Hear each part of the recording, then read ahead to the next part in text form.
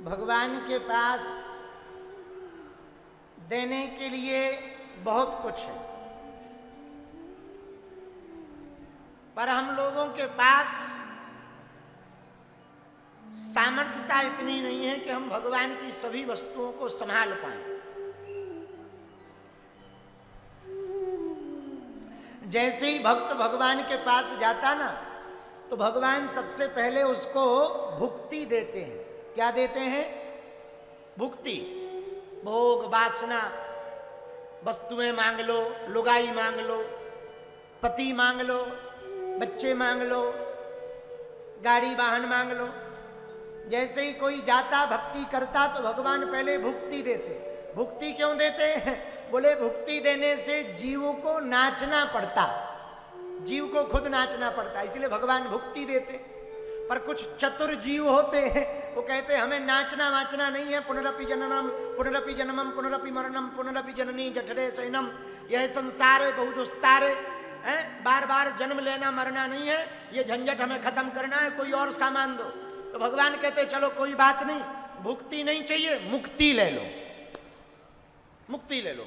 अब ठीक है, हाँ आनंद है, अब आनंद है, अब आनंद है। तो पहले भुक्ति देकर नचाते हैं, लेकिन कुछ लोग चतुर होते, वो कहते मुक्ति दो, मुक्ति, हाँ हाँ लो मुक्ति ले लो, आनंद करो, जाओ। अब मुक्ति हो गई तो अब आपका जन्म नहीं होगा, मरण नहीं होगा, भगवान में विलीन हो जाओगे, झंझट खत्म। जो जन्मे सो निश्चय नासा, जो नासे सो पुनः प्रकाशा, ऐसा लिखा है। लेकिन मुक्ति हो जाएगी तो जन्म मरण के चक्कर में नहीं पड़ना पड़ेगा, झंझट खत्म।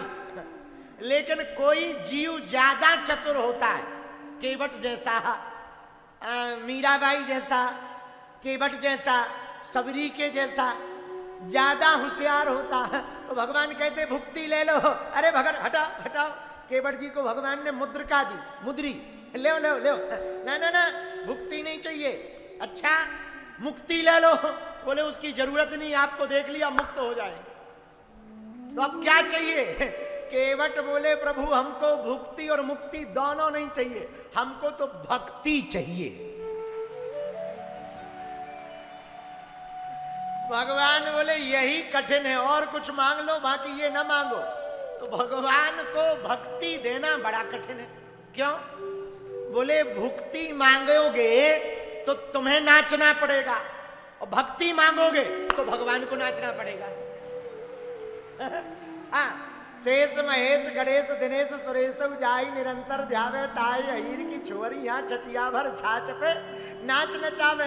तो यदि हमसे ये मुक्ति मांग लेगा तो झंझट ठीक है, भुक्ति मांग लेगा तो इसको नाचना पड़ेगा, पर ये भक्ति मांग लेगा। प्रहलाद जी ने भक्ति तो मांगी, प्रभु कुछ नहीं चाहिए, भक्ति चाहिए। भगवान बोले लो लफड़ा फंसा दिया।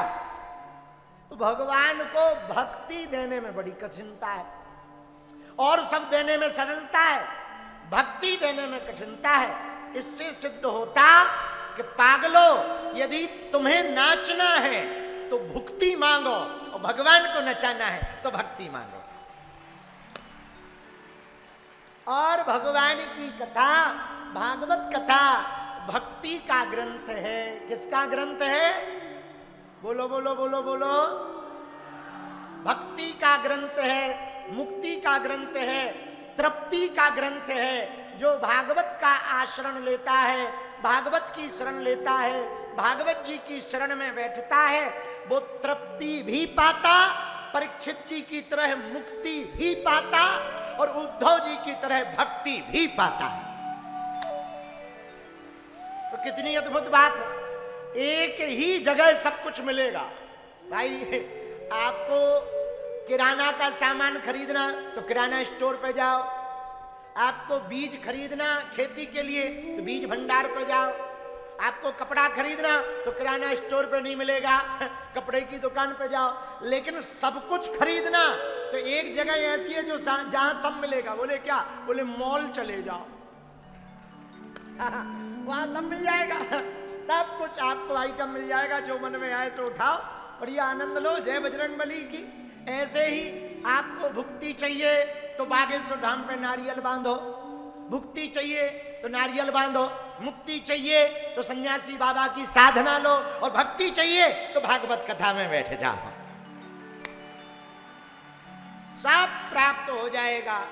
तो भैया यह आस्था और संस्कृति का धाम, सेवा का धाम बागेश्वर धाम है, जहां बालाजी विराजमान, उनकी सन्निधि में भक्ति के ग्रंथ की कथा हो रही है। बोलो भागवत भगवान की।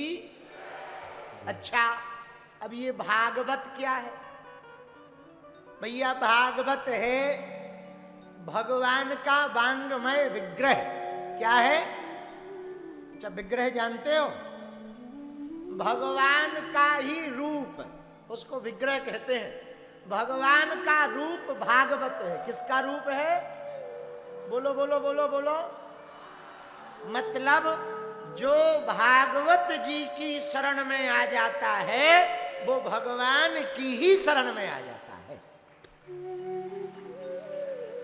आप इसको साधारण किस्सा कहानी मत समझना, पोथी मत समझ लेना कि एक किताब बंधी हुई रखी है काली वाली पेटी के अंदर में। ये साधारण ग्रंथ नहीं है भैया, ये साक्षात ठाकुर जी बैठे हैं। जो भागवत के अक्षर लिखे होते ना, वो अक्षर श्याम होते हैं, काले होते कि नहीं होते? जो अक्षर लिखे होते भागवत में वो कैसे होते? बोलो बोलो। काले। और हमारे ठाकुर जी भी कैसे हैं? थोड़े काले काले हैं, सांवरे। तो ये जो अक्षर है ना, वही ठाकुर जी हैं। हाँ, साधारण नहीं है। एक एक अक्षर अक्षर में हमारे ठाकुर जी विराजमान हैं। बोलो सीताराम। चलो तीसरी बात सुनो, भागवत का अर्थ क्या है? किसको भागवत कहते? श्रीमद् भागवतम पुराण तिलकम यद वैष्णवानाम धनम। भागवत जी वैष्णव का धन है। किसका धन है? बोलो बोलो बोलो बोलो। अच्छा, वैष्णव कौन कौन है यहां? हाथ उठाओ। जो हाथ खड़े नहीं कर रहे वो अघोरी है क्या? है? या शैव है? वैष्णव जानते हो कौन कहलाते? हाथ नीचे करो। वैष्णव का मतलब है जो ठाकुर जी को मानता हो, राम या कृष्ण को मानता हो, कंठी माला धारण करता हो, शिखा रखता हो, मस्तक पर तिलक लगाता हो, और जो वैष्णव परंपरा से दीक्षा लिए हुए हो, उसको वैष्णव कहा जाता है। जिसकी उपास्य देवी श्री राधा रानी और तुलसी रानी, रज रानी और ब्रज रानी, जिनकी उपासना के प्रमुख केंद्र होते हैं, उनको वैष्णव कहा जाता है। अब समझ गए? अब बताओ कौन कौन वैष्णव है? किसके किसके घर पर तुलसी जी है? हाँ, होना ही चाहिए। आजकल बड़ा उल्टा जमाना आ गया, गार्डन मिलेगा पर तुलसी जी नहीं मिलेगी।